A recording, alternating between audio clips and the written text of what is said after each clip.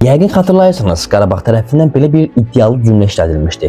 Biz ikinci heyətlə belə çempionat içindən keçərik. Amma görünür reallıq biraz fərqli mənzərə yaradır. Dostlar, vəziyyət gəlizdir. Qarşıda Premyer Liqanın böyük derbilərindən biri Neftçi Qarabağ oyunu var. Lakin köhnən atlar Newcastle-la ikinci oyuna çıxmazdan 3 gün əvvəl Neftçi ilə oynamalı, daha sonra səfərə yollanmalıdır. Və buna görə də Qarabağ rəsmən Neftçi ilə oyunun təxirə salınmasını istəyir. Lakin Bakı tərəfi bu təklifə yox deyib və geri addım atmır.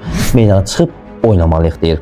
İndi Qarabağı rəsmən cəhənnəm qrafiki gözləyir. Amma məsələ bununla bitmir. Newcastle-la ağır oyundan cəmi 2 gün sonra Ağdam klubunu çempionatın hazırki lideri Sabah gözləyir.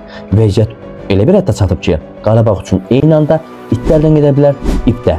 Bir tərəfdən Avropa arzuları, digər tərəfdən Sabahın liderliyi və Neftçinin güzəştsiz mövqeyi Qarabağı çempionluqdan edə bilər. İndi sizcə Neftçi bu hərəkəti ilə düzmü etdi? Qarabağ o idealı ikinci heyət sözünün arxasında dura biləcək, yoxsa çempionluq əldən gedir?